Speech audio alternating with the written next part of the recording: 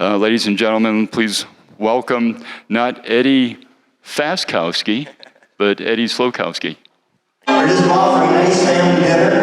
I knew it was going to be an experience that could lead to a memory that could last a lifetime. So now today, as an adult, whether I say to my family or just to me, hey, let's go to the club, that same excitement washes over me because, and the face of my children when I say this, the outside naked, because we all know what it means. It means it's time to go have some fun together. So that's the business you're in.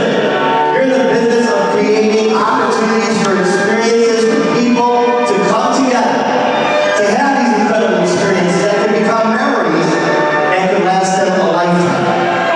And in this crazy world today, with how many things can be and how stressed out we can be, and isn't it nice to have a place to go where we can have these experiences that take us away?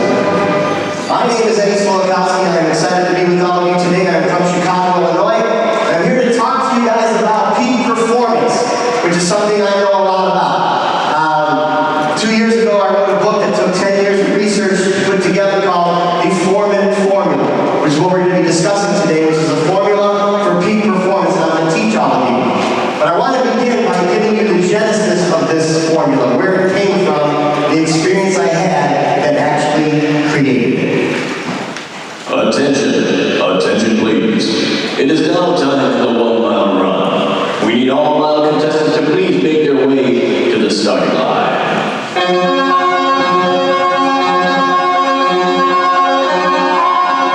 This was it. An opportunity of a lifetime. A chance for me to actually make one of my dreams in life come true. Since I was a sophomore in high school, I had a dream of one day running a mile under 4 minutes. Breaking the 4-minute mile meant that you're world class. Now these opportunities don't come by every day, so when they do, you have to seize it. But what does it take to make your life extraordinary? How do you achieve those bigger goals and dreams you have for your life? Well, for me, it comes down to 2 simple words: preparation and performance. Let me take it back to the year 1990. I'm in Boston, Massachusetts. I'm on the starting line of the biggest race in my life.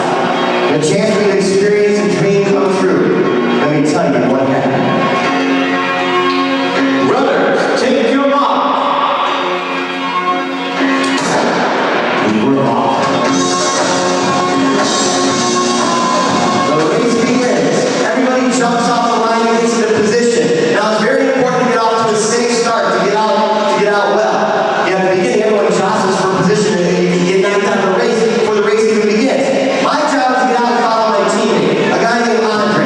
Andre was going to be what's called our rabbit in the race. Now the rabbit's the guy who goes out to the lead and sets the pace. He only runs half the race, but he runs the pace you need to run if you want to break that 4-minute mile. His job is to get out to the lead. My job is to get out right behind him. That's exactly what happened. So the race has begun. So it was 8 laps to the mile on this indoor track. So do the math. 30 seconds a lap. That's what we have to average to run 4 minutes. First lap is going. I'll never forget. I'm running up on Andre's heel, yelling at him from behind, saying, "Andre, pick up the pace, man. You're not going fast enough." I'll never forget what he said. He glanced back at me. He said, "Trust me, Eddie, I got this." We came around the first lap. We need to be at 60 seconds or 30 seconds to be on pace. The pace feels slow to me. It feels like 34 seconds. Andre was doing a perfect 29 seconds. See, I had to calm down. I had to trust in my teammate. He had that lead. He was going to take care of me, and I had to allow him to do that. Second lap, we need to be at 60 seconds a minute. We're at 59. Third lap, 130. We're at 128. Andre's doing a perfect job setting that pace. I'm running as comfortably and as confidently as I can right behind him. Now we're coming to the halfway point. Obviously, we need to be at 2 minutes to be on pace. Andre was doing a perfect 159. He now stepped off the track. Now it's up to the rest of the runners to take over. Now I had my eye on one guy. There were 6 guys in the race. I had my eye on a guy named Paul Vandergriff from William and Mary College. I had my eye on him because a week earlier he ran 401. I ran 403. I thought he's the guy to beat. So I said, "Hey Paul, when my teammate drops out, I'll take the 5th lap and you take the 6th lap. Last 2 laps, every man for himself." So he agreed. So now I took over the pacing. And now you gotta feel like you're running faster because you start to tire a little bit. I have to bring us through at 2:30. I bring us through at 2:29. I do my job. Now I'm going to lane 2. I'm going to let Paul pass me in lane 1. I'm I'm here right behind him and follow. As I move off to lane 2, I'm coming around the turn. I notice out the corner of my eye, my best friend is running across the inside of the track. He's yelling something at me. I can't hear him until I get right up by him, and when I do, here's what he says. Eddie, Paul's not there, man. He's not there. You're gonna have to do this yourself. Paul wasn't there. He was hurting. He was falling back. In fact, nobody was out there with me. I'm in lane 2 in the lead by myself. I had no idea. You're gonna have to do this yourself.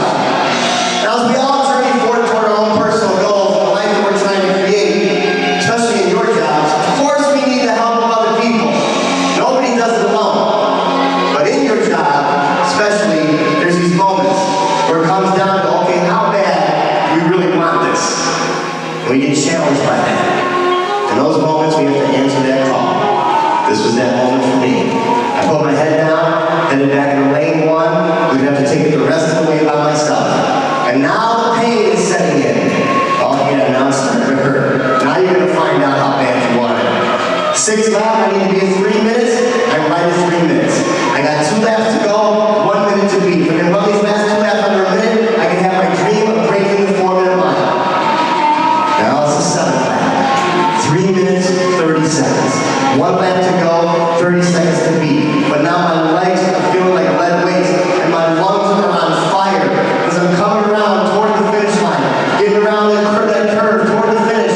I'm in so much pain, but all I was thinking was, Eddie, fight through the pain. Go all the way to the finish. Do not give up, Eddie. Fight through the pain all the way to the finish of this race. My time, 3 minutes, 58 seconds.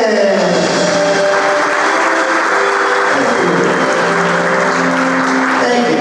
I did it. The 169th American to break the 4-minute mile. So I wanted to begin today's presentation with that story because from that story is where the idea for the 4-minute formula came to be. 7 steps to this formula to help create an extraordinary life, to help create extraordinary things in your clubs. Step number 1, you got to decide first, what do you want? And we're going to go over these, don't worry if I talk a little fast here. What do you want? What's the goal? What's the dream? What's the idea? Step 2, believe. Do we actually believe we can make this happen? Step 3, identify your team. Who's going to help us get there? Step 4, create the game plan. Step 5, prepare for the pain. Step 6, set the destination point. When are you going to get this done? And step 7, how as a team can we give back to others? Those are the 7 steps of the 4-minute formula.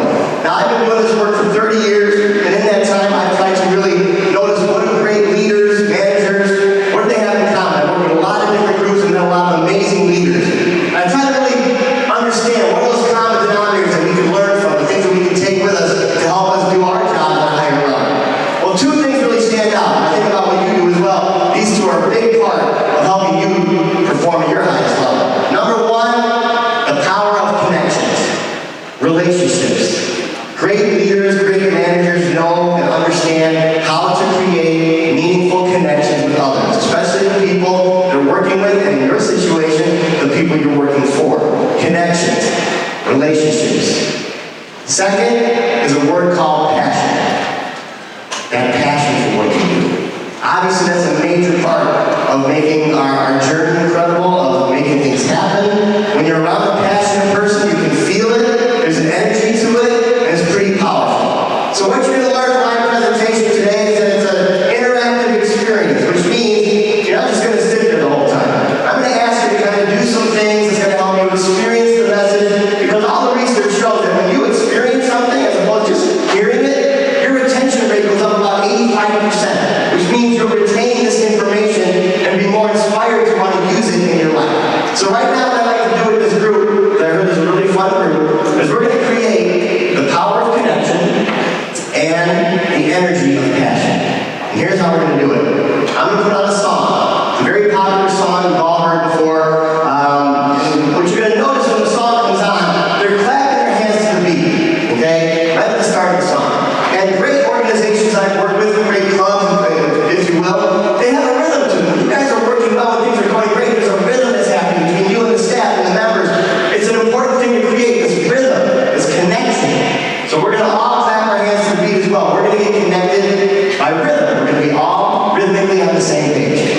once we get that established, I'm going to stop clapping. I'm going to stand up, push in your chair, and I'm going to teach you something called the body-mind connection, which is what I learned as a professional athlete that would get me ready emotionally, physically, mentally for the performance that I was about to embark on. So here's what we're going to do this. I'm going to come on, you're going to clap your hands to the beat, then we're going to build this energy of passion. Is everybody ready? That was 6 people. All right. One more time. Is everybody ready? Okay, we're getting there. All right. Song comes on, clap your hands to the beat, let's get connected by the rhythm. Go.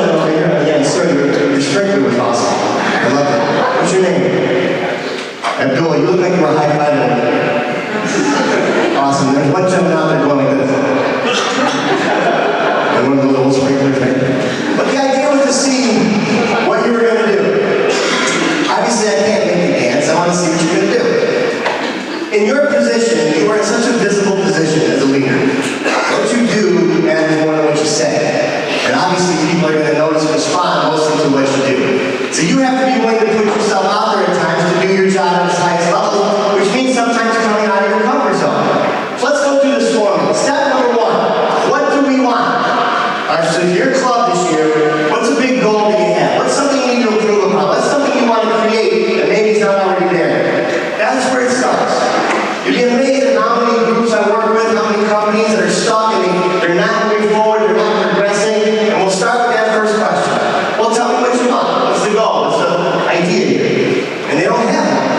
like, well, there's your problem. We got to begin with what do we want. Once we know what we want, why we want it, it's got to be shared with the team. Obviously, the whole team got to be in on this. And one of the ways you're going to discover whether you can make this happen is the second step. Write the word believe. Believe. Do we believe we can actually make this first step happen? Well, let me tell you how I learned the power of believe and how this really changed my life back when I was in high school. So I'm going to take you back to when I was in high school. We got to go back. Way back. To a magical time known as the 1980s.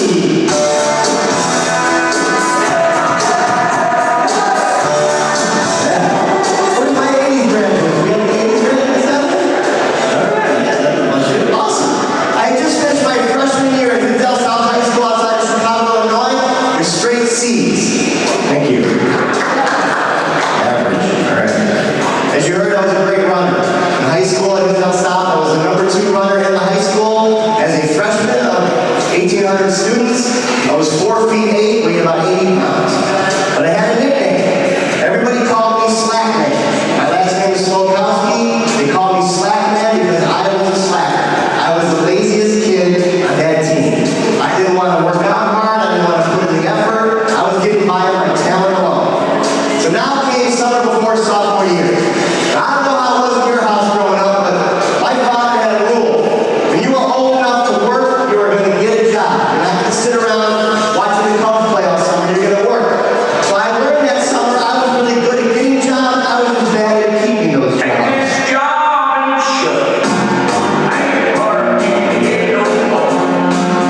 You guys are going to find another job I had that summer. Fired at Burger King, fired at KFC, fired at Wendy's. I was a dishwasher at a bakery, and I was washing dishes. So I put my Walkman on. Remember those things? You know? They wouldn't let me listen to music, so I quit that job. So my dad got me a job with his buddies in town, another company in town. I lasted 3 days on that job. My dad's buddy fired me. And after that firing, my father wanted to meet with me in his den. It was like a meeting with the Godfather.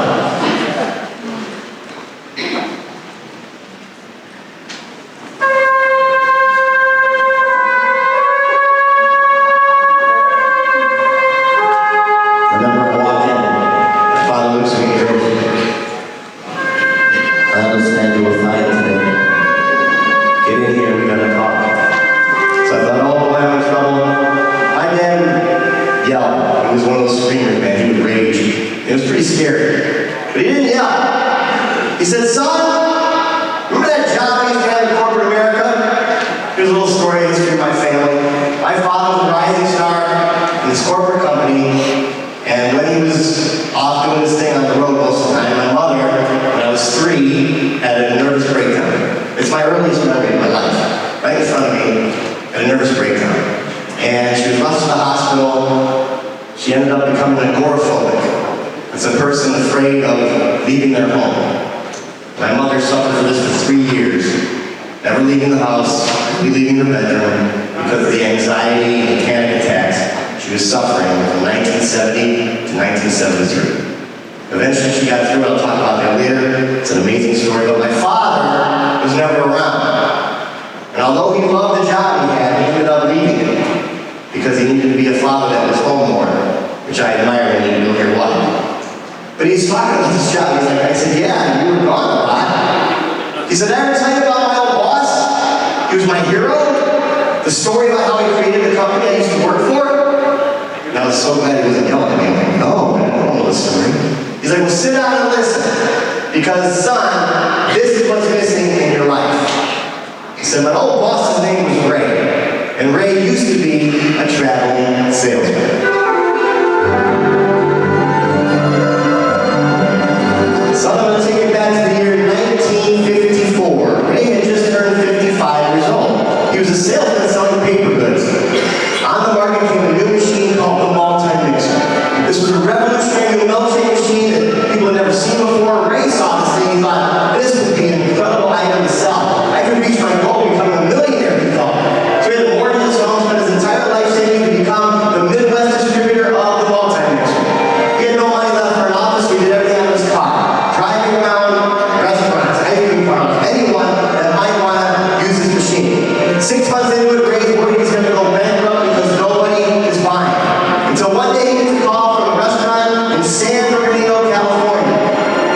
order 8 multi-mixers.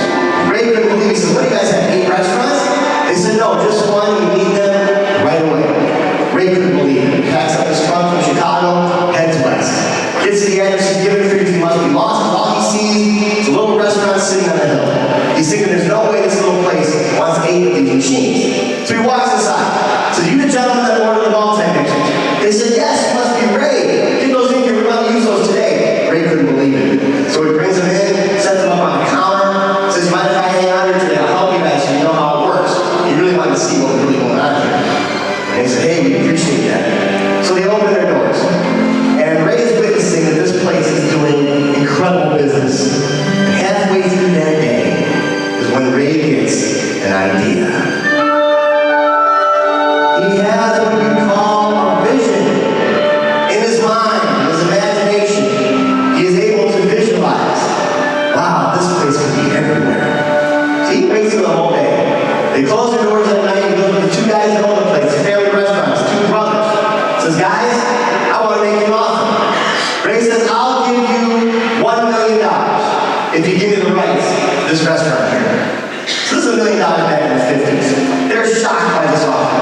And their first question is, oh, wait, why do you want to do that? And Ray said, because I love what you have here. And I want to build one of these back in Chicago and maybe in a few other spots. But in order to do it the way I want to do it, gentlemen, I need to own it. $1 million is my offer. The 2 brothers look at each other, don't even hesitate, they just shake his hand. They say, for $1 million, you got a deal. There's one major problem. Ray doesn't have $1 million. He says, okay, I'm going to go get investors. I'm going to raise the capital for this. And they said, whoa, wait a second. You don't have the money? I said, no, I don't have $1 million. He's like, oh, this isn't going to work. He said, well, why not? Why don't you just let me try, see what I can do? They said, go ahead. Now, what Ray was great at doing, which is a big part of what you need to be great at doing, is getting people to share in the vision. The vision of where we're going and what we can create. I'll explain why. But he did. And he got the capital. And he comes back with the cashier's check and a contract. Says, gentlemen, are you ready to do this deal? And they read it over. They said, before we sign this, Ray, we'd like to know one thing. What do you plan to call the place when you own it? He said, I'm glad you asked me that. Let's keep the name you gave it with one exception. I'm going to take the word brothers off the end. And they signed the deal. On that day, a place called McDonald's was born.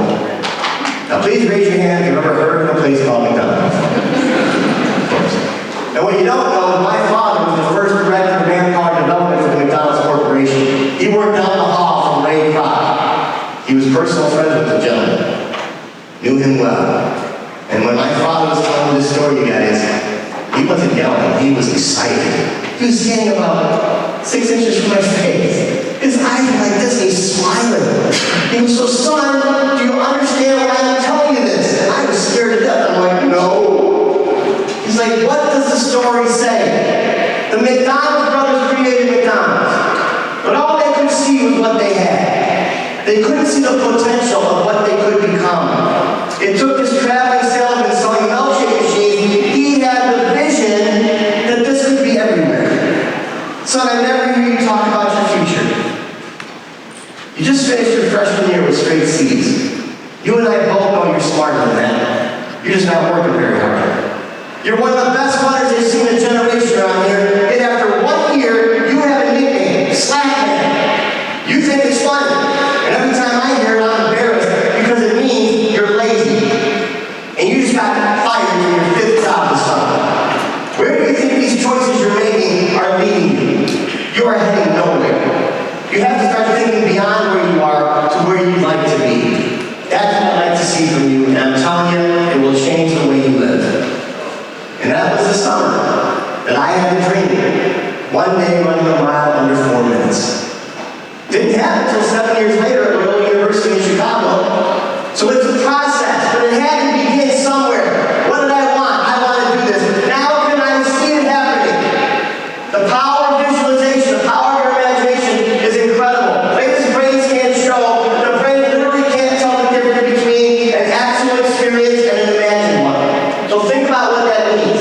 Here's what happens when you visualize what you want to do. You can see it happening. You actually trigger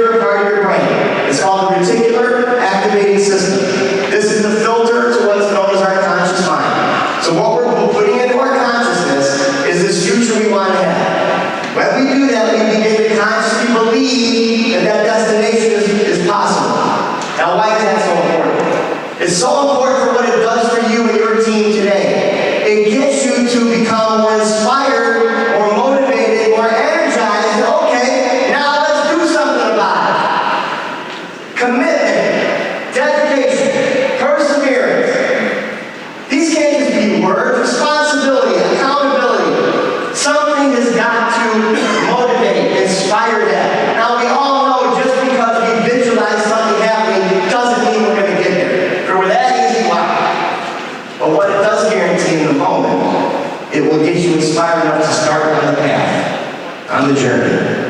And in my 56 years of life, that's where the real magic happens. It's in the journey. We have many destinations. I've had many dreams and goals in my life. I opened with one that came true. I'll be honest, most of them haven't. But some of them have. So why not begin to believe in the possibility of what we can become, what we can create, as opposed to not?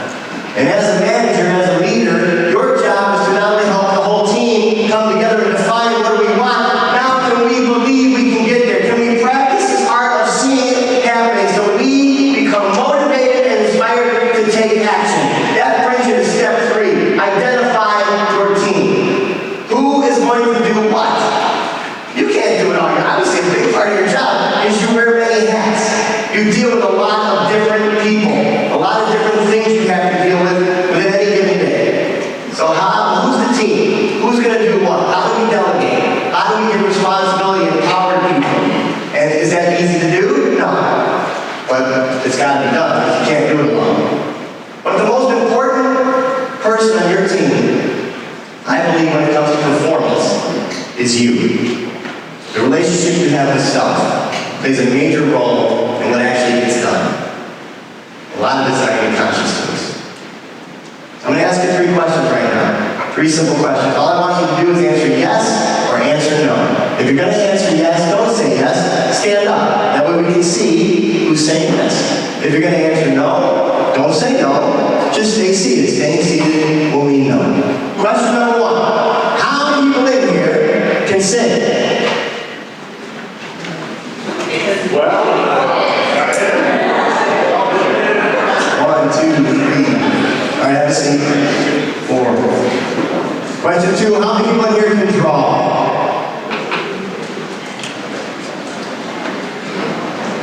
It's about 15 people. All right, have a seat. Question number 3. How many people in here can dance?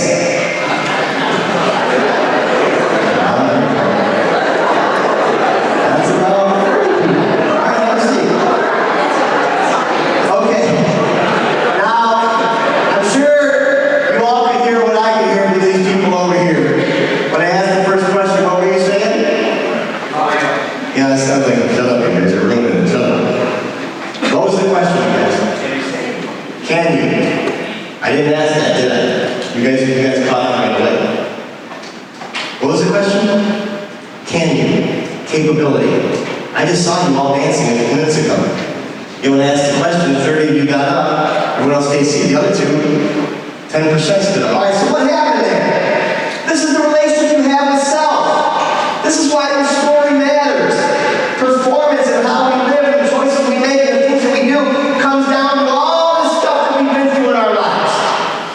Are you even aware of it? Do you understand your own story and how it affects your performance today? And when I say performance, I mean your life. How you live, what you do, what you don't do, what motivates you, what scares you, what inspires you, what you're insecure about. All these things are playing a role in your life, and your story has a lot to do with that. Now, I understand that your past does not have to equal your future, but I think it's got something to do with who we are today.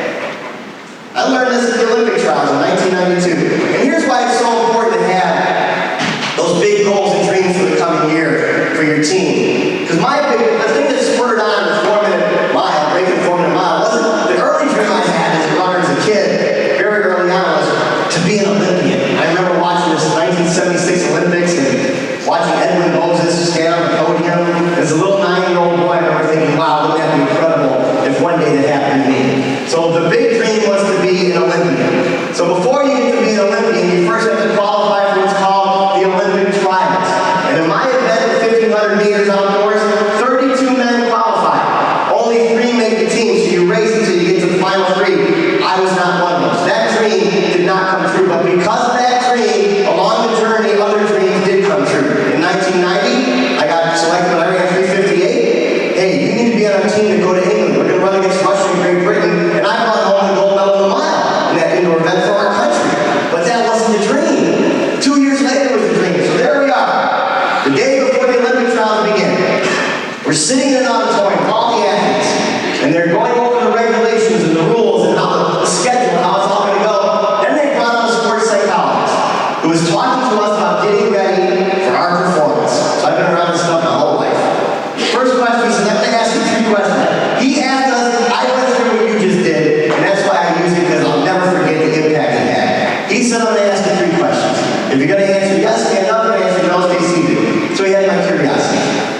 question came. How many people in here can sing? He said. I don't know what happened to you, it's probably what happened to me. In the milliseconds your brain processes that question, I had a voice in my head say this back to me. You suck at singing.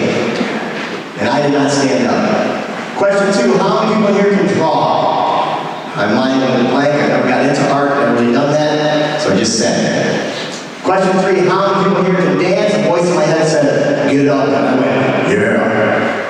Now why did I do that? Well, because throughout my life, people told me, wow, you're really good at that, where did you learn to do that? And I've come to believe it. That was a conscious belief, I'm good at this.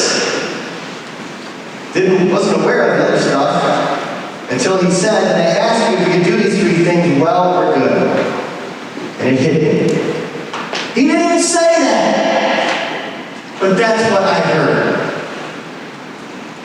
That's what's running the whole show. Our experience. There's so many things that go on any single day. Why do we focus on the things that you do? Where does that come from? And what is that creating for you? I want you to try another experiential thing with me. This is going to be a mental one, so you don't have to get up and dance or anything. I'd like you to close your eyes.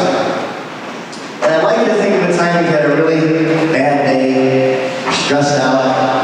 And one of the things I like to do if I've had a bad day and I'm stressed out, I'll come home, I'll take a nice long hot shower because it always makes me relax. So that's what you're going to do. You're going to take a nice long hot shower. Not with me, by yourself in your own mind. So picture your bathroom. I'll give you some sound effects to help you along. You get into the bathroom, you open the shower door, you close the door, and you turn on the water.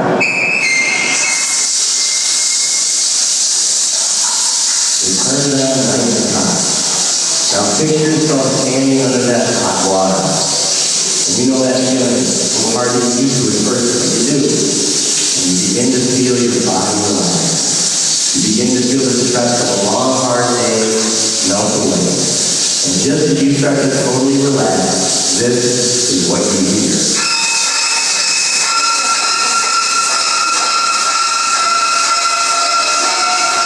I don't know, who can tell me what is that from? Psycho. Alright, how many people actually pictured this outside their shower? Would that change your shower's experience? Okay, let's try another one. Close your eyes. For this, another great stress reliever is exercise. And one thing I love to do is go for a hike in the woods. So that's what you're going to do now. You're going to go for a hike in the woods. Picture the woods, you're by yourself, and you're walking along on a beautiful day. 70 degrees. You're finding a little trail. You're walking deeper into the woods, really connecting with the nature around you. And just as you go deeper and deeper into those woods, this is what you hear.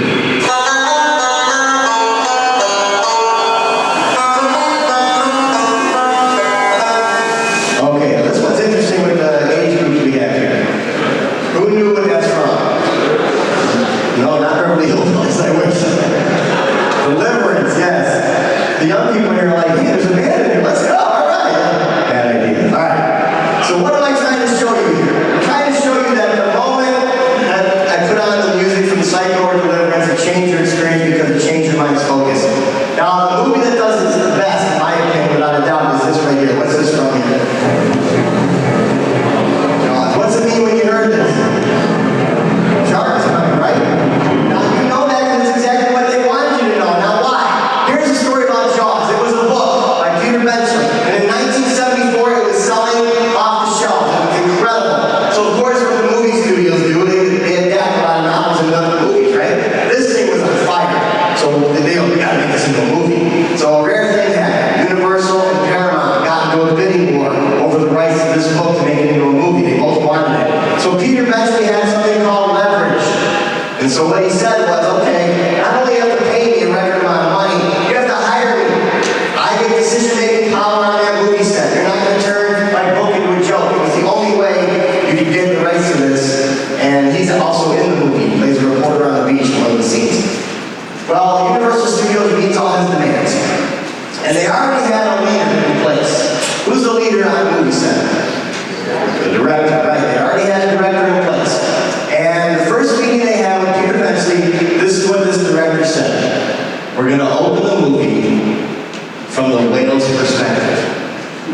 he said whale. The book's about a great white shark, right? So obviously the guy didn't read the book and instantly pissed off Peter Benchley. He's like, I cannot work with this guy. He didn't know a whale. What's he talking about? Yeah, can't work with him. Gotta hire someone else. So now they need a new director. And they start searching and interviewing people. Peter Benchley really loved this one guy. He had this great vision for the movie. Only problem was he was like 26 years old, and he had only directed one other movie in his life called The Sugar Man Express that nobody saw. He did a lot of TV stuff. But he got Peter Benchley's attention by saying, here's how I want to open this movie. I want to do what you did in the book. This has never happened in the movie before. In the opening scene, I want to show the audience a vicious shark attack. It's going to be bloody and gory and incredibly frightening, and we're going to do it right at the start like you did in the book. Now this is unprecedented, but Peter Benchley loved it. He's like, I love this guy's vision for the movie. Let's work with this kid. His name is Steven Spielberg. So Steven Spielberg is now in charge at the time of the most expensive movie today. And here's what he did. They said, okay, we see your vision for why you want to start this movie. How are we going to do that? You know, a great white shark is a fish you cannot train. What are we going to do? Can we build it? He sat down with the engineers, told them exactly what he needed, and they said, yes, we believe we can do this. And so they went back and started to construct the shark. Now, one thing Spielberg failed to tell them early on was what he loves to do. His vision was to do this movie on location somewhere. And if you watch Spielberg's movies, most of the stuff is done on location somewhere, because he feels it gives it an authentic feeling, right? He had been to some before in Martha's Vineyard. This is a perfect beach town. I can totally see this is where Amity should be. And we should do the ocean shots in the ocean. That'd be incredible. So that was his vision. So he goes back to the engineers. How's the shark looking?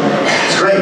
You got everything you need. You're doing everything you need. These freshwater tanks they show on Universal Studios lot. This is great. Get it on a flatbed truck. Get it out to the East Coast. We start shooting in 2 weeks. Now they didn't know this. They said, why are we going there? I said, oh, because I finally got permission to tell the Martha's Vineyard, we're going to do the movie there on location. It's going to be great. We're going to do the ocean shots in the Atlantic. They went, uh-oh. We didn't know this. They made the shark do all the things they were making do through tiny compressors within it that made it swim and do all the motions and things they needed to do. They were worried that when you put the shark into the ocean, there's salt content in the water. The salt just might jam up those compressors and we won't get it to do what we needed to do. And when they got out there and put it in the ocean, that's what happened. They couldn't get it to do much. So now they're running over schedule, over budget, trying to come up with new ideas and being innovative. Think about what COVID did for all of you. Becoming innovative and creative. How we got to keep going. So Spielberg was a good friend of the guy named John Williams, who's a music composer, who's been nominated for more Oscars than anyone in history, except for one gentleman, Mr. Walt Disney. And he said, John, I need you to write me a piece of music. At the moment the audience hears it, it will scare them. And he wrote that very famous theme that I would argue is as big a character as anything in that movie. And what does he do in the opening of the movie? He delivers on his promise. It's dusk. The girl goes out swimming, right? And the music comes on. And we hear it for the first time. And you're like, whoa, this is not good. I've seen that movie poster. This is not good. She's swimming along. So she's yanked out of the water. She comes out so she's being dragged in the water back and forth. And she's screaming for her life, but there's no one there to help her. And the music's going louder and faster. And suddenly she gets yanked out for the last time. The music abruptly stops. And she's gone. And never once in that opening scene did you see a shark. Why? Because it was broken. So what does Spielberg do? Now think about what you guys do when how the year goes at your clubs and the different things that happen are, do you recognize patterns to things? It's called conditioning. Conditioning, Pavlovian. Human beings, they work this way. They're conditioned. This is why the story matters. What you've been through. It's conditioned you in certain ways, and for most of us, we're not even aware of it. How have we been conditioned? Every time the shark's supposed to be around, what does he do? He plays the music over and over and over. Until we know, and it brought up a feeling every time, right? What's the one time you actually see the shark with no musical warning? One of the few things they can get it to do is come up It's when the chief is jumping off the back of the boat, and with no musical warning, boom, there it was. Everybody jumped out of their seat. Incredibly frightening. That's the famous line, you're going to need a bigger boat. But now he's scaring us by what we see. So this conditioned behavior, a big part of your job is hiring, bringing people in, right? Are you aware when you're doing this, okay, who am I hiring? What are some of their behaviors? What are some of their habits? What are some things I'm meeting in the position that they're trying to apply for? And how can I pick the right people? That's a big part of what we do. Because obviously you need to delegate a lot of things. And you want the right people in place. You got to look at habits, conditioned responses. Look at it in yourself. What are the things that you do? Like when you're motivated, you're inspired, you feel like you're performing at higher levels, are you conscious of it? Are you aware of what you're doing that's creating a lot of that? Just like when you're not. There's 4 parts to your personality. You're in a very visible leadership position. You've got to be very aware of a couple of these parts. Number 1 is the arena. The arena is the I know that you know about me. It's what you're seeing in me right now. It's not my whole personality. I'm showing you what I want you to see. Right now, we're all in our arena. Who wants to tell me what is my arena like? Give me some feedback. Anybody? How do I come across to you? Energetic. Anthony Brennan. Confident. Thank you. Is that friendly? Passionate? Awesome. These are great. What if I'm hearing, what's that? Oh, sorry, that's right. What if I'm hearing bored, no energy, quiet? Whoa, there's a problem here. That's not what I think I'm putting out there. But if that's what you're experiencing, you got a problem here. There's got to be this connection between you understanding the person, the leader you are, and how the people that you're leading, how they're experiencing it. Because if you want to motivate peak performance in people, you've got to have that congruency. The congruency between here's what I want them to be experiencing, and are they experiencing that? The only way you're going to know this is to give feedback. Discover what type of manager you are. What type of leader are you? What are people experiencing when they're with you?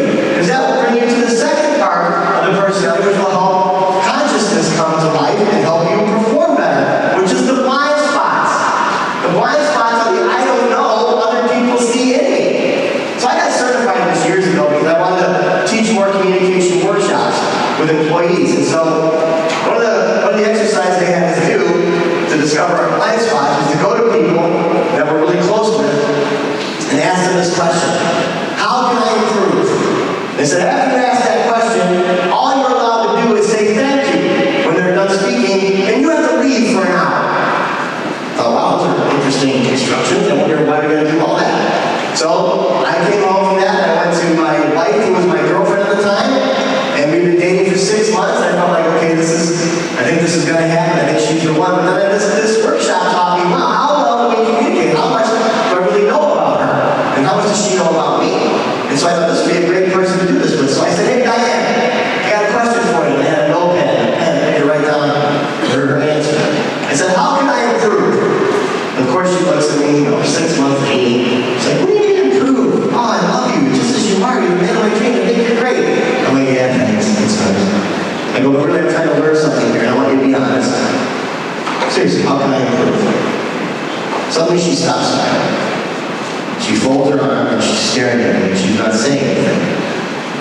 I said, well, she's like, I'm not going to play your little game.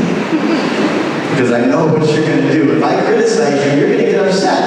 And it's going to turn into an argument, or we're going to fight. I don't feel like arguing with you, so no, I don't want to play. So now the instructions made sense to me. And now I was upset. I said, Diane, how can I improve? All I'm allowed to do is say thank you when you're done, and then I have to leave for an hour. So she looks at me and she says, you mean you can't speak? I said, right. She goes, have a seat. She goes into the kitchen, she gets a bottle of wine and 1 glass just for her. She pours it, she's thinking, and she takes a sip, and she begins. And she starts with the obvious things. I've been doing this work for 30 years. I'm not saying I got it all figured out, and I certainly don't. I'm not perfect, but I'm a pretty self-aware guy. If you can't do this stuff and not try to live it, so especially as you're learning it all. Starts with the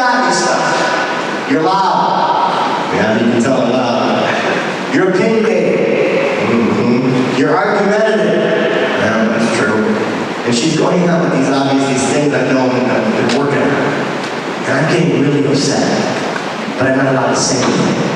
But I'm saying lots of things up here. And for 10 minutes, she's still talking. And I'm still improving, I guess. But I realized 1 minute into this thing is what? What was I not doing? Listening. Man, I stopped listening to her right at the first few criticisms. This is why I get so defensive. I wasn't listening. She was talking and talking. I wasn't listening to anything she's saying. I was like, and I caught myself. When I calmed down, I began to listen and write some notes and learn some things about myself that I didn't know, especially how she was taking things. But that was a major moment for me because it was a huge blind spot in my life. I thought I was a good listener. I was totally lying to myself. What do I do for a living? I taught you to listen. I like to write this script. But I wasn't listening. I wasn't even aware of it. Think about all the things we're not even fully aware of. You know what happened recently is a buddy of mine is a principal at an elementary school. I've been doing this for 30 years. The first 10 years of my career was all in schools, talking to students. And I did little kids. And when I began, so elementary, he got first, second, and third graders. And he called me up and said, hey, Eddie, will you come and speak to my first, second, and third graders? Do that old speech you used to do years ago. I remember seeing it. It was fun and we loved it. He's a good buddy of mine, so I said, okay, I'll come do that for you. And so I'm breaking out some of the old stuff, and we have an attention span of about 5 seconds, so you gotta keep moving and keep the stories going and make it really interactive. But then it hits me. I'm gonna try and experiment with these little first, second, and third graders. I have a pretty good idea. I think I know what's gonna happen. I'm gonna ask them the same 3 questions I just asked all of you. I have a pretty good idea. I think I know what's gonna happen. I asked these first, second, and third grade kids, 200 of them sitting on the gym floor in front of me. Can you sing? Can you draw? Can you dance? What did all 200 do? They all stood up. That's right. You know why? They haven't learned yet how not to believe in themselves. At about the age of 9 years old, our brains begin to develop analytical thought, deductive reasoning, all these important things that's going to help us survive in this world. It's about the time we stop believing in Santa Claus. Sorry for ruining it for you. But it said we were magical thinkers before that. Everything revolves around us in some way. Think about little kids, what they're like. I've got 4 of them. My son Jack is 21. My daughter Gracie is 19. My daughter Adeline is 6. And my daughter Molly is 3. 21, 19, 6, and 3. Aren't you glad I'm here to talk to you about playing? Alright. So I'm seeing this happen again with the little girls. The transition of what's going to happen in a few years. And it's tough to watch, but it happens to all of us. So we got to become aware. This is where you get to the 5th step. The 4th step is create the game plan. The 5th step is prepare for the pain. Pain is a big part of what creates us in us. Pain and suffering, struggles that we go through. That's why I love using running, distance running as a metaphor. Because in every race you run, whether you get first place, break the 4-minute mile, you get last place, it always hurts at some point during that race. The pain comes in, and that's what the training is all about. You train with the pain. You have to learn how to endure it, make it through. And that's something like life.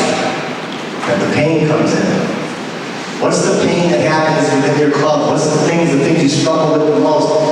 Can we begin to anticipate what these things are, prepare for it, and have a plan in place? Because it's going to happen. There's going to be pain along the way. There's going to be struggle. Things are not going to always work the way we want.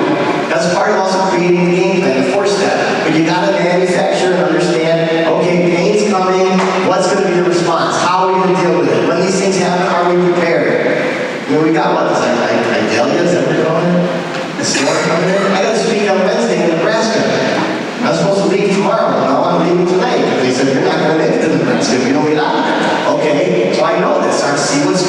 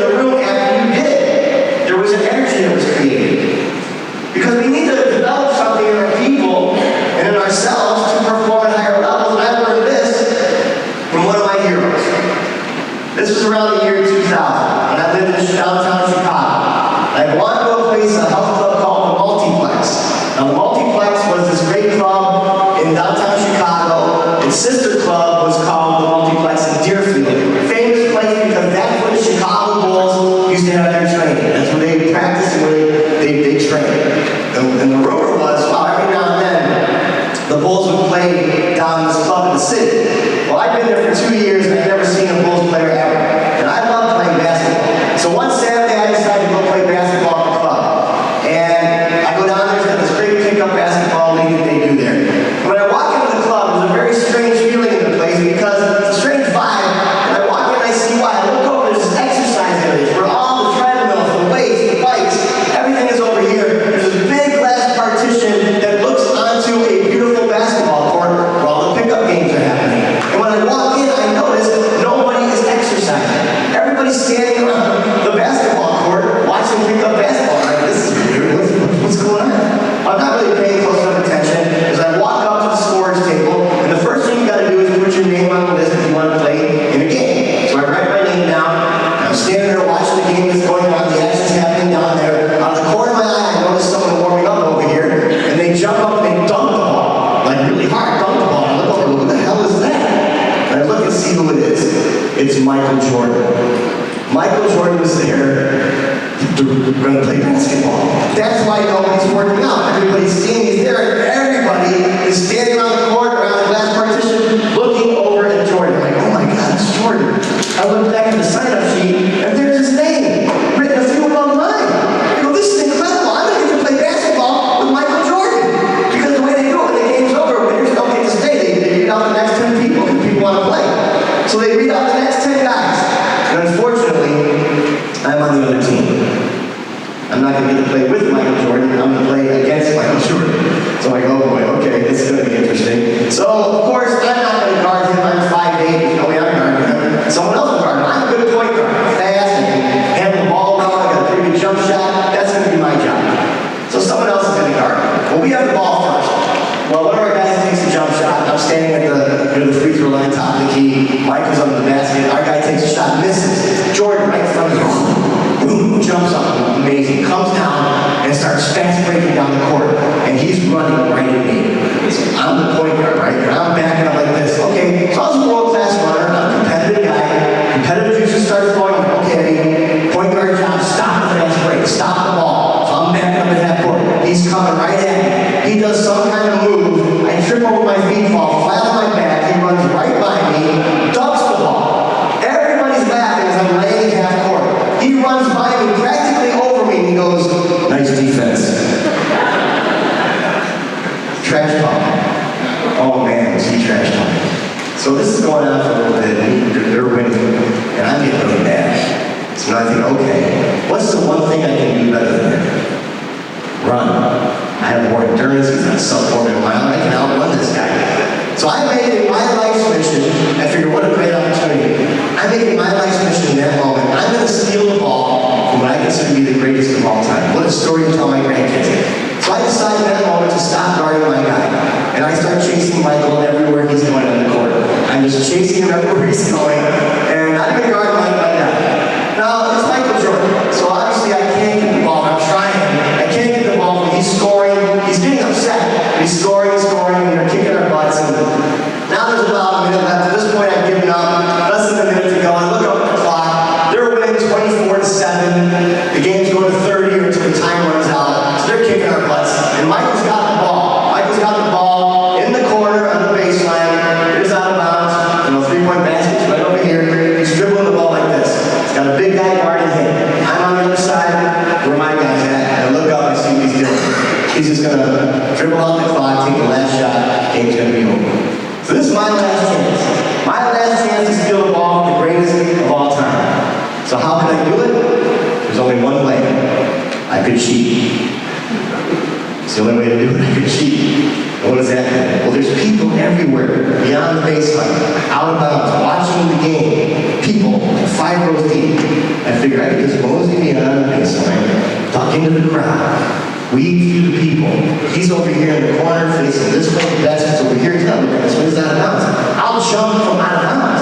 I'll just take the ball from him, run down and make a layup before the buzzer goes off. I know it's not going to count, but I'll take the ball from the greatest of all time. So that's what the delusional thinking I'm having. I'm going to do this. So I start to do it. And I duck out of bounds. And the people are like, what are you doing? I'm weaving through everybody. And he's dribbling the ball like this. I get right where he's at. And just as I jump out to take the ball, he grabs it, he pivots at that exact moment. Now he's 6'6", I'm 5'8". That means I run right into his ass. Boom! And I fly off. He shoots a 3-point shot. Buzzer goes off. It swishes. He turns and looks at me in the eyes and he says, "I saw you the whole time, you bitch," and then he walked away. I apologize for the language, but that's what the man said. I went home, my wife's like, "What's with you?" She's like, "I can Jordan call me a bitch." Even none of this did in the ball. So what's the point of the story? The point of the story was, the guys drive. We've got to instill this in our people and in ourselves. That's what the passion does. The drive. There are days you don't even want to come to work. And I get that. But the great performers amongst us, they find a way to be inspired and to go after it no matter what. That's that. What do I want? Why do I want it? I believe I can get there. These are going to inspire that drive. Michael Jordan had an incredible competitive drive. He also had an awareness. Another major part of the successful manager you have to have is awareness. What's going on in your club? What's going on with your people? What's going on with your members? Are you aware of what's happening on a day-to-day basis? Because that's a big part of your job, is to be aware. So right now I'm going to have you do something. It's another physical interaction that you do here to prove a point about the role you play in your club. I need everyone to stand up, push your chair, and pick a partner. Someone right by you. Stand up, push your chair, and pick a partner.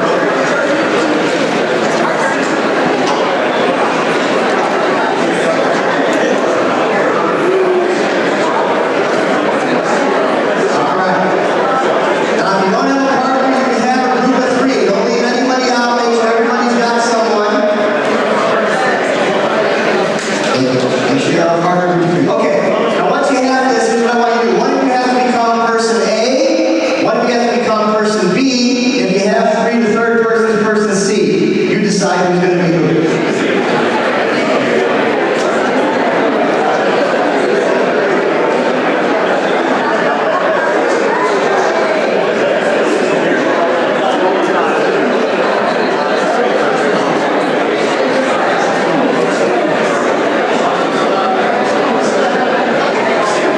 Okay. Here's what we discovered who our type A personalities are. I'll be A, you be B, you shut up.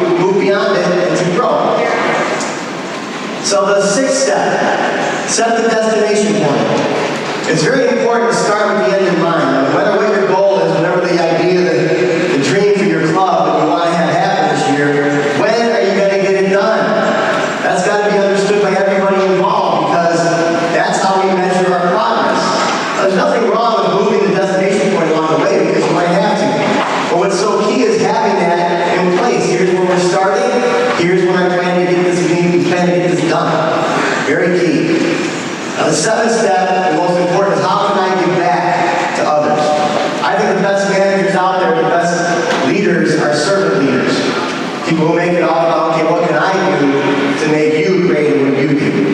And I think that's where the magic really begins to happen. I learned a lot about this growing up with my family. I never wanted to do this with my life. This was never a dream of mine, or something I thought I would do. In 1992, when I didn't make the Olympic team, I got lucky. I got a shot at being a reporter in Chicago at CNN because the guy running the Chicago office was a runner.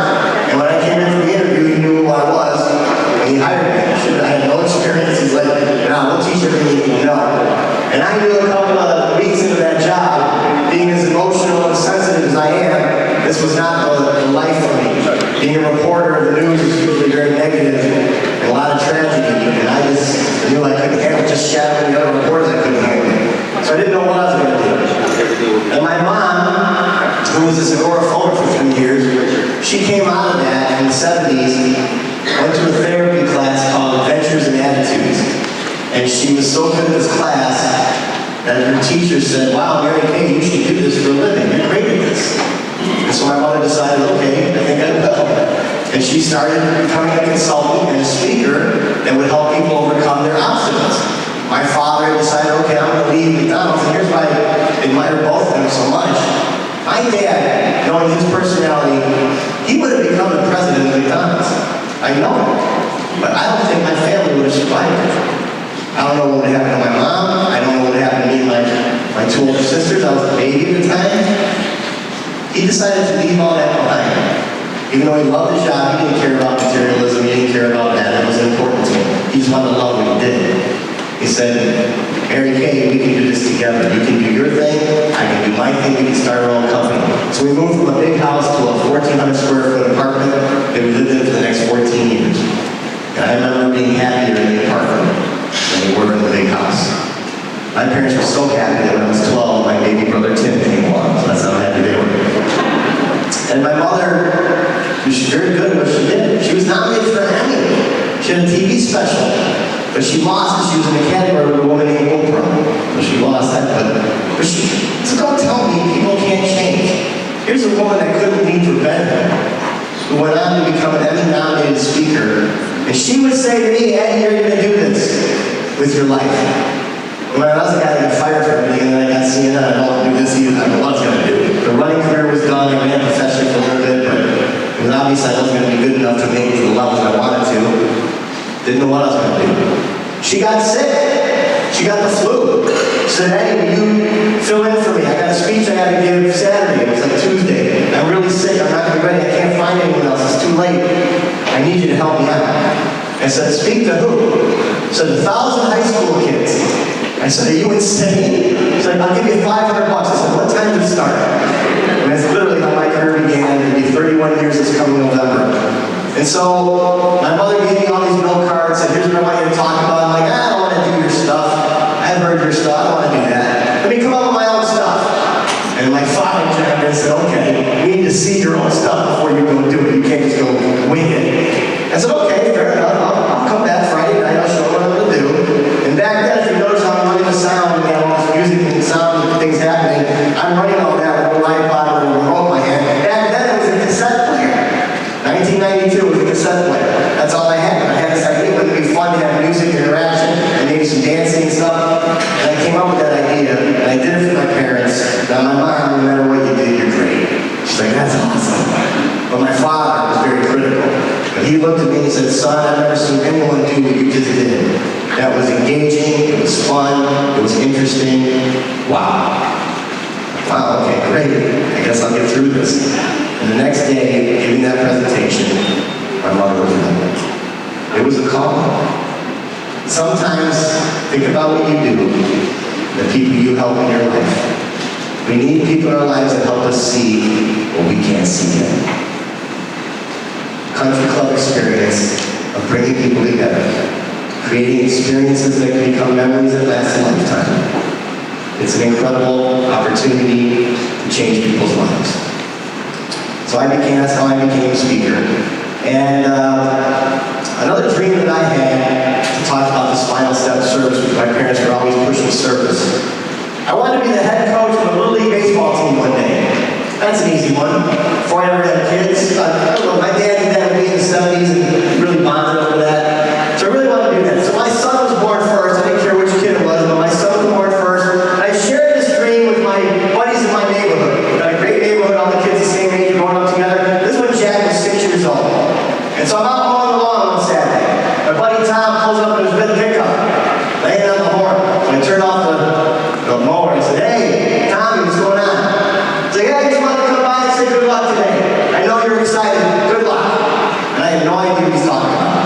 said, what are you talking about? He's like, today signed us for playing baseball down at the Park District. It's a great Park District. It's like, I thought you wanted to sign up and be a head coach with your son. I said, yeah, I do. But Jack's only 6 years old. He goes, that's where it starts. I said, what does? He goes, T-ball. I said, it does? I said, Eddie, they're signing people up right now. You're going to miss it. You guys, I didn't even ask my son if he wanted to play. I just got in my car and I drove down there. And I run to the place, the guy's packing up. And I run up to the desk. I said, oh, please, tell me I'm not too late. I want to sign my son up for T-ball. He's like, no, you're good. And brings out the paperwork. We're filling it out. And he looks at me and goes, sir, we got 2 spots left open for head coaches. You like to be one? I was like, oh my God. Like, yes, that would be incredible. Oh, I go, but hold on. What's that mean? What's the commitment for the head coach? He's like, well, it's a 2-month season. Every Tuesday and Thursday at 4 p.m., your team will have practice at Sunset Park. Every Saturday, we have the games between 8 and noon down here in the Park District. Well, you guys, this has been my career for 30 years. I have no idea who might call around and say, hey, we'd love you to come speak to our group. I can't give up every Tuesday, Thursday, and Saturday for 2 months. So, of course, I was devastated. I'm like, I can't be the head coach. Head coach has to be at everything. I'm sure I won't be. But then kicked in that service. Can I be an assistant? And I'll help out the team whatever way they need. I'll be there for them when I'm able to be there. They said, yes, thank you. We need people to do that. You and your son are on the Orioles. Here's the paperwork. When you go to the first game, we'll have a coach. We'll let him know you're coming. He'll have a job for you. Great. So I go to the first game. I walk up to the head coach. I said, hey, my name is Eddie. I'm here to be your assistant. I said, yeah, I heard you were coming. He's holding a scorebook in his hand. He's like, you know how to keep a scorebook? I said, yeah, I do. He's like, here, let's have that be your job. I understand you might not be here for everything, but when you are here, write down what our team does. That way we can track their progress. So whatever you need, I'm here to serve. So that became my job. And that first game, it was an arduous job because the Orioles lost by 17 runs. Second game, we lost by 15. Third game, we lost by 11. Fourth game was the only game I missed due to work. I missed a lot of practices during the week like I thought I would. I only missed 1 game, that fourth game. I came home that night. I said, Jack, how do we do? He looked at me all sad. Lost. Really? How bad was it? 19. I was like, wow, I lost by 19. He goes, yeah. And he got angry. Dad, I don't like T-ball. I said, really? Why not? He goes, T-ball is boring. Now, if you've ever been to a T-ball game, you know he's absolutely right. It is pretty boring. I said, son, I know it seems kind of slow. You're just learning the game. It gets better as you guys get better. He's like, yeah, but Dad, we never win. I said, son, you're 6 years old. It doesn't matter who wins. He goes, yes, it does. Don't worry, we're going to win. Next game after that, we lose by 17. Game after that, we lost by only 7. We're getting better. 7th game, we lost by only 3. It was so close. Now we're in the final game. We are the only team that hasn't won in the league. But it looks great for us because we're winning this game 20-12, and the other team's coming back from last time. And the reason why it looks great that we're finally going to win is because the rules we have in T-ball, which are these. If you can't make 3 outs on a team before 9 batters back, 9 batters is all you get. You're not going to be there all day. And when the 9th batter hits the ball, all you got to do is pick up the ball, run the home plate, step on the plate, and stop right there. So typically the most runs will score in a game like that are maybe 5 or 6. We're winning 20-12. But just before the last match begins, the head coach of the other team calls a timeout. Starts walking across the field toward our dugout. Now you never see this T-ball. He's coming over to us. And we're like standing in line and you see this guy? What's he doing? No, he's coming over here. And he leans in really close to us and almost a whisper he says, guys, I need to ask you for a favor. I'm like, what is it? He said, it just dawned on me that if we get to 9 batters this inning, our 9th batter scheduled to bat is Little Matthew. Now everybody knew Little Matthew. Little Matthew was physically challenged, and he struggled with walking. And he had a very specialized walker made for him so that he could play the game. So when he goes out in the field, he takes the walker with him, does the best he can with his glove, and when he bats, he brings himself up to the batter's box. He can balance enough to hit the ball himself. He has another teammate that runs the bases for him. Well, the head coach said, if he gets up, this is the last batter anyway. we allow him to get down to first base on his own. He's never got to do that in a game. I think he really loved that. Would that be okay if we do that? So that was the request. Like, what are we going to say to him? No. We're like, that's what you need? Absolutely, we'll make that happen. Thanks, guys. So the says, let's go. Let's finish this game. Now, this is important because our coach before this moment put our two best players in two key spots. Pitches on third base. That's the area where every kid hits the ball. So I don't think Matthew's going to get a chance. So they come to bat, and sure enough, they're hitting the ball right for our two best players. Now these two kids both think they're the best kid on the team. As the ball is coming near them, instead of converging on it to pick up the ball and make the play, they start wrestling each other for the ball. Fighting each other. And every kid getting safely down to first base. So now the score is 20-17, bases are loaded, nobody's out. You can tell I'm fighting cold.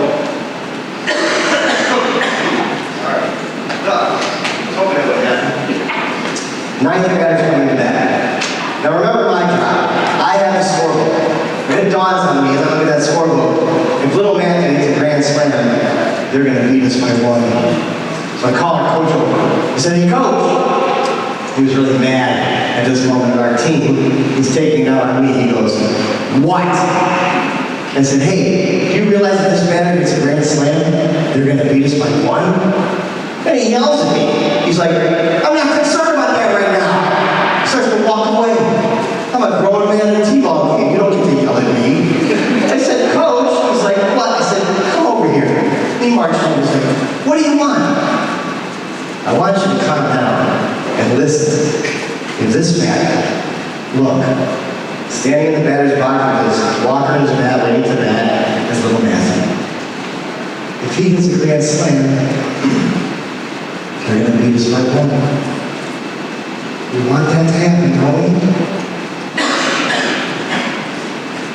And you guys, you can literally see the moment when he sees what I see. He looks at me, looks at Matthew. His eyes open wide. He's like, I see what you're saying. I'm sorry. Umpire, timeout. Team, get in here. Team huddles up. Head coach goes, okay, team, here's the plan. The little man needs the ball off that tee. No matter where the ball goes in the field, don't touch it. If we don't touch that ball, we don't have to bring it to home plate. This can allow Matthew to get around the base. You got it? These are a bunch of 6-year-old little boys and girls. They don't even know what the score is. They're like, okay, bye. They go back to their positions, and Matthew comes to bat. They place the ball on the tee. Matthew steadies himself in his walker, raises his bat, and swings. And misses. They take the ball off the tee, place it on again. Matthew swings again. And he misses again. Now, if he misses 3 times, he's out. They take the ball off the tee, place it on a 3rd time. And this time, everyone collectively holding their breath. Matthew swings the bat for a 3rd time.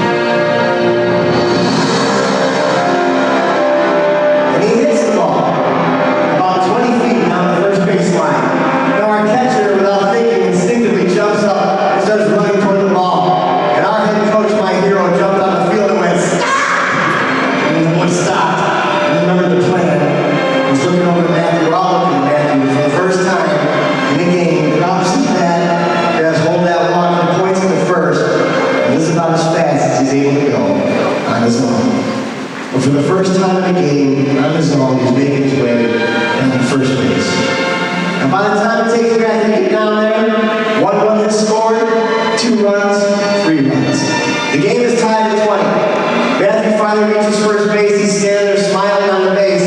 So he starts hearing many people yelling at him, keep going, Matthew, come on, buddy, keep going. Because the ball's sitting there. No one's touched it.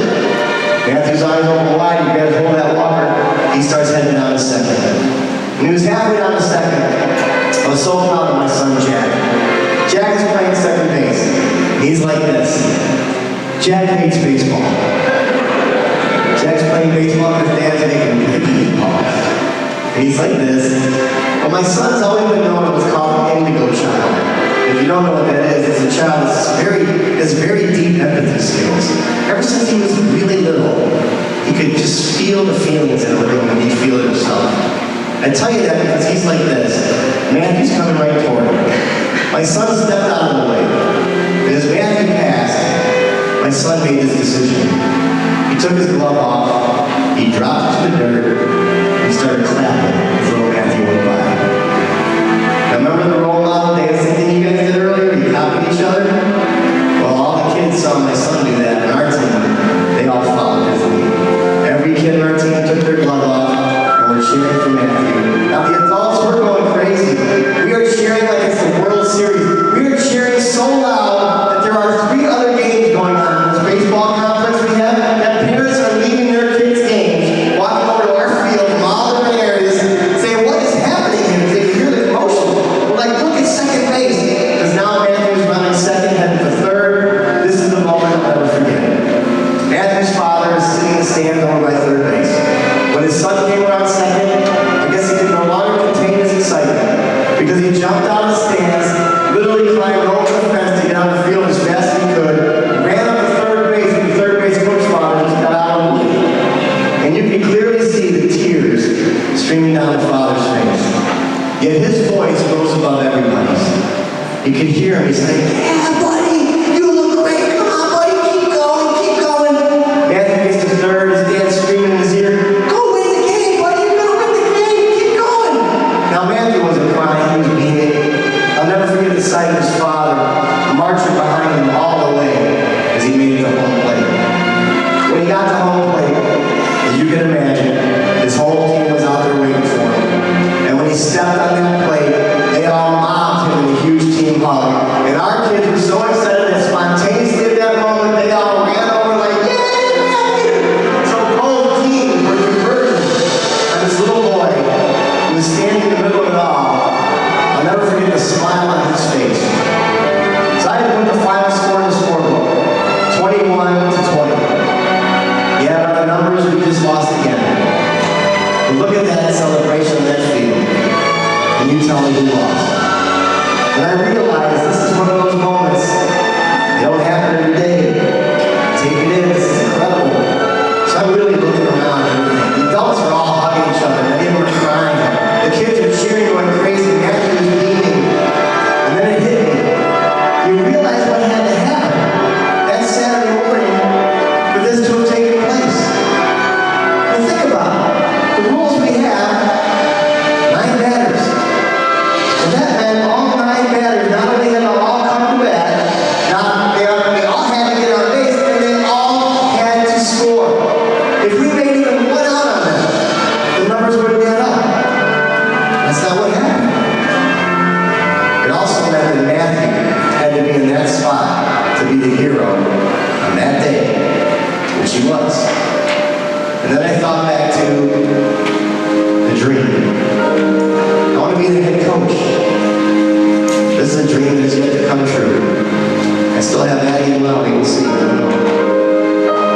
But I couldn't be the head coach. So, service. Can I be part of it? I'll be an assistant. I'll help whenever I'm able to be here.